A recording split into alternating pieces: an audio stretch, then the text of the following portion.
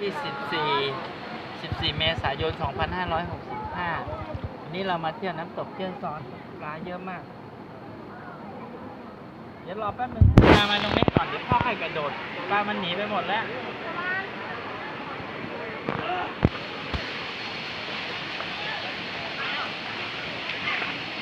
รอแป๊บนึงนะ นั่นไงพ่อ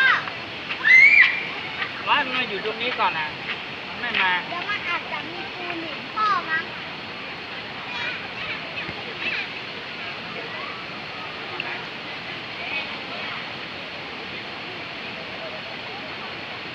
ถ้ามันไม่ไปอาบตรงนี้น่ะเยอะจะตาย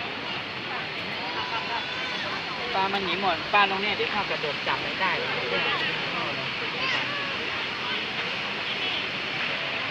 วันนี้ปีใหม่วันที่2คนก็เยอะเหมือนกันนะครับจากเมื่อวานไปเที่ยวเชียงใหม่มานี่คนก็เยอะเหมือนกันใครอยู่ใกล้นะครับที่นี่น้ำตกเจ้าซ้อนตำบลเจ้าซ้อนอำเภอเมืองปานจังหวัดลำปางนะครับมีทั้งน้ำพุแล้วก็น้ำตกอยู่ที่เดียวกันแห่งนี้นะครับนี่ให้ปลามา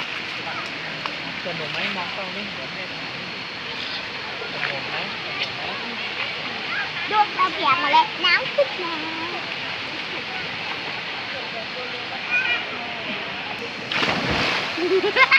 จับได้ไหม สนุกมาก จับได้ไหม ได้ กี่ตัวจะได้กี่ตัว แค่จับได้แค่นั้นหมดแค่จับแล้วก็มันก็หลุดเลยพอตรงนี้ได้เลยครับ มันลื่นเหรอ ใช่มันเลื่อนมากต้องกระโดดอย่างนี้โอ้โหของพวกนี้ จับไม่ได้ปลาหรอจับได้แต่ของตัวเอง จับอ่ะหนีทันที